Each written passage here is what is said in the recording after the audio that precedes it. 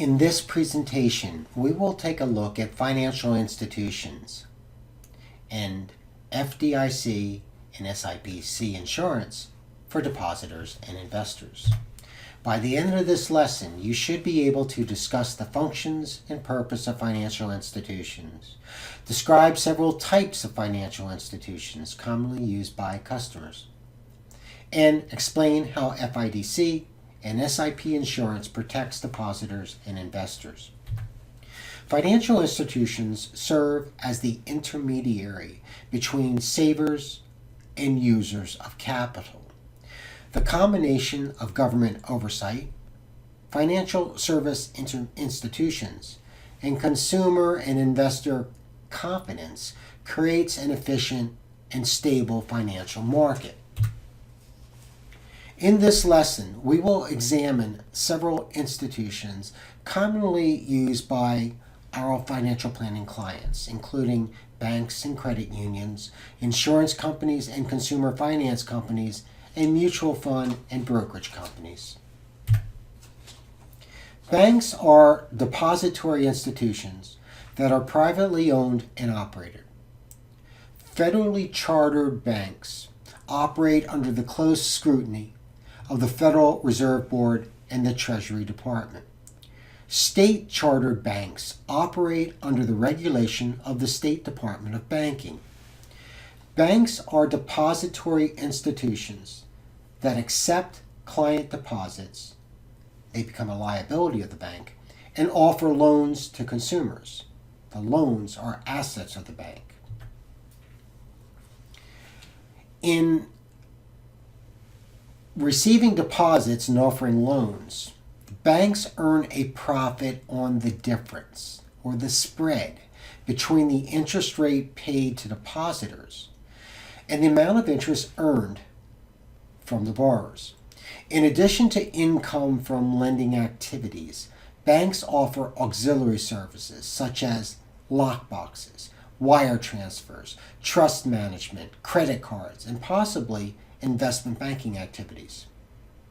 Typical products that your client will purchase from banks are checking and savings accounts, certificates of deposit CDs, money market accounts, home and auto loans.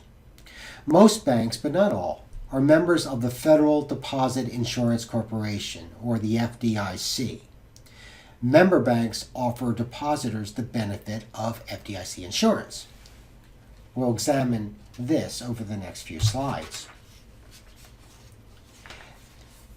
The FDIC brochure entitled Your Insured Deposits offers a wealth of information on the agency's deposit insurance coverage. As depicted on this slide, checking accounts, now accounts, savings accounts, money market deposit accounts, CDs, cashier checks, and money orders are covered by FDIC insurance. Stocks, bonds, mutual funds, life insurance policies, annuities, muni bond securities, safety deposit box contents, and U.S. Treasury bills, bonds, and notes are not covered.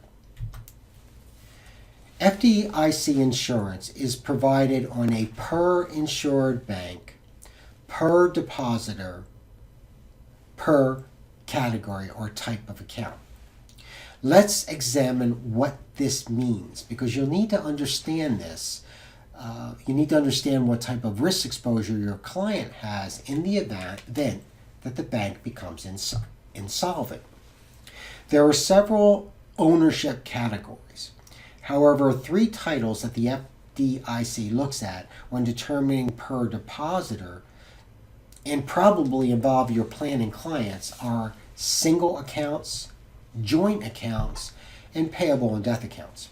Each of these depositors has up to $250,000 of FDIC insurance for the combined value of non-retirement accounts such as checking accounts, savings accounts, certificates of deposit. For example, let's say that Mary, a client of yours, has two single accounts at the same institution. She has $180,000 and $220,000 for a total of $400,000 in this single account. Although the combined value of this single owner account is $400,000, she's only going to be insured for $250,000. That's the maximum amount.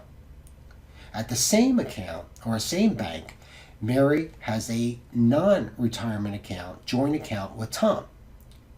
This joint account is valued at $520,000. FDIC insurance would cover Mary's exposure in this joint account for $250,000 and cover Tom for $250,000. So you see, the FDIC is only looking at the title of the accounts, not the number of accounts. So Mary would have $250,000 of coverage in her single account, $250,000 in that joint account. The FDIC also insures retirement accounts. So there's a non-retirement bucket and a retirement bucket. Retirement assets are on a per depositor basis are insured for up to $250,000. Do you see how you could mitigate your client's loss exposure from bank insolvency by possibly altering how the funds are deposited or by dispersing the funds across more than one depository? Additional information on the subject of FDIC insurance can be accessed at www.fdic.gov. Credit unions are non-profit depositories that are organized for and by their members. Often the credit union is associated with a school or organization. This financial intermediary accepts deposits from its members and loans that money out to other members. Credit unions offer many of the same consumer products as banks, with the exception of investment banking services. Federally chartered credit unions are regulated by the National Credit Union Association, the NCUA. State chartered credit unions are regulated by the state's Department of Banking. The National Credit Union Share Insurance Fund provides depositor insurance, and this coverage is similar to FDIC coverage just discussed. Additional information on the National Credit Union Association can be accessed at www.ncua.gov. Note that the Dodd-Frank Wall Street Reform and Investor Protection Act increased coverage of all insured credit union accounts to $250,000. Now, credit unions accept deposits from their members and offer loans, typically short-term, to their members. The product offering is shown here: checking accounts, savings accounts, certificates of deposit, home equity and auto loans, and personal loans. Auxiliary services are similar to banks and may include lockboxes, wire transfers, and credit cards. Insurance companies play a vital role in our economy. Without the ability to transfer risk, individuals and companies would be less likely to prosper and grow. As covered in a prior lecture, the insurance industry is regulated by the individual states.